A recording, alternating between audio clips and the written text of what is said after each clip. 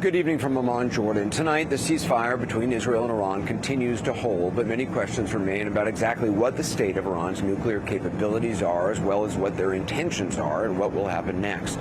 Now, a lot may depend on how much damage was done by the massive bombing raid conducted by the U.S. Today, members of the Senate were briefed behind closed doors by the administration. House members will get a similar briefing on Friday. As you might imagine, senators today emerged from the meeting divided over what they heard. Republican Senator Lindsey Graham embraced the president's use of the word obliterated. Democratic Senator Chris Murphy did not. Obliterated is a good word for me to use. I can tell people in South Carolina nobody is going to work in these three sites anytime soon. They're not going to get into them anytime soon. Their operational capability was obliterated. I walk away from that briefing still under the belief that we have not obliterated the program. The president was deliberately misleading the public when he said the program was obliterated. Now, perhaps some of this comes down to partisan differences, or it could simply be that the intelligence is incomplete or not fully convincing. Assessments are, after all, still being made. This morning, before the senators were briefed, Defense Secretary Pete Hegseth and the chairman of the Joint Chiefs of Staff spoke to reporters. The Joint Chiefs chairman was straightforward, talking to reporters and the American public about the operation and the men and women who conducted it seemingly flawlessly. The Secretary of Defense was more animated or amped up. He was very critical of the press's reporting on that early DIA assessment, which was leaked Tuesday to CNN and the New York Times.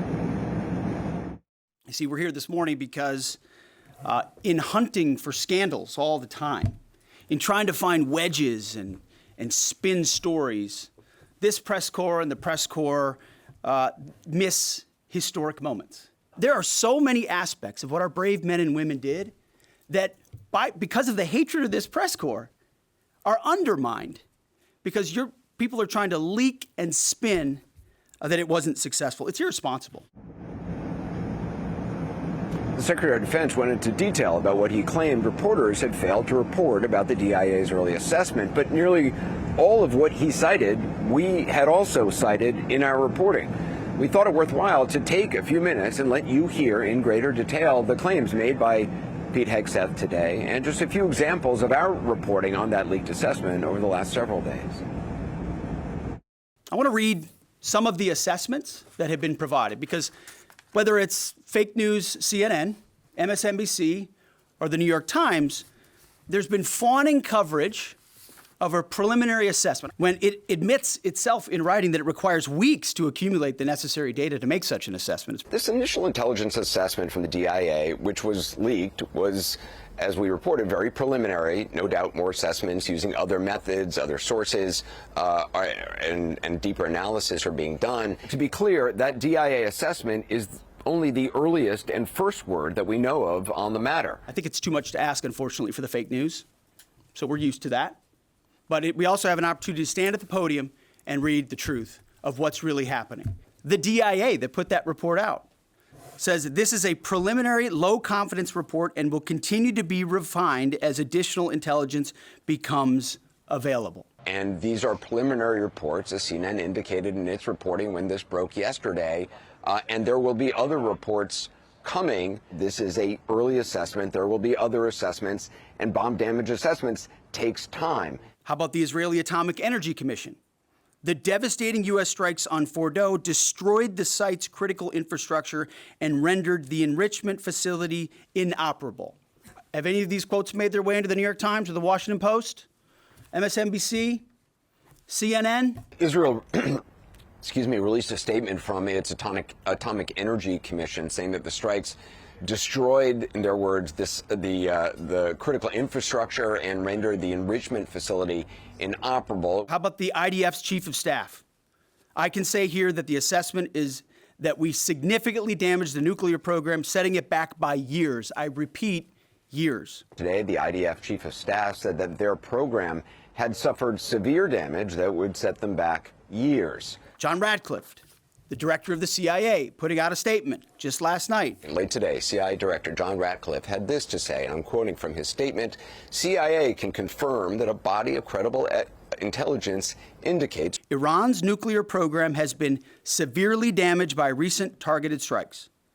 This includes new intelligence from a historically reliable and accurate source/method that several key Iranian nuclear facilities were destroyed and would have to be rebuilt over the course of years. CIA continues to collect additional reliably sourced information to keep appropriate decision-makers fully informed. Institute for Science and International Security President David Albright, overall, Israel and U.S. attacks have effectively destroyed Iran's centrifuge enrichment program. Joining me now is David Albright, former UN weapons inspector. There were 3 sites that make the centrifuges, and those had actually been declared to the International Atomic Energy Agency, and so there's a confidence there weren't others, and so all 3 were destroyed. How many stories have been written about how hard it is to, I don't know, fly a plane for 36 hours? Has MSNBC done that story? Has Fox? Giving the American people an understanding of how complex and sophisticated this mission really was. Pilots did a remarkable job flying all the way around the world and back without stopping safely. So let's take half-truths, spun information, leaked information, and then spin it. Spin it in every way we can to try to cause doubt and manipulate the public mind over whether or not our brave pilots were successful. It was a successful mission. Ordnance was dropped exactly where it was supposed to be dropped. You're undermining the success of incredible B-2 pilots and incredible F-35 pilots and incredible refuelers and incredible air defenders who accomplished their mission. It was no doubt a remarkable military achievement, flying halfway around the world, hitting targets with apparent precision, then returning home safely. No one would say or has said otherwise. There are so many aspects of what our brave men and women did that, because of the hatred of this press corps, are undermined because people are trying to leak and spin that it wasn't successful. It's irresponsible. It's nothing to do with the remarkable ability of these pilots who flew all the way from the United States and back, dropped payloads exactly on target. Massive damage was done. You can term it whatever you want. The job was done, and it was done. It was executed, it seems, to perfection. The question is, what were the results of it? That's what Secretary Higgs claimed we said and what we actually said.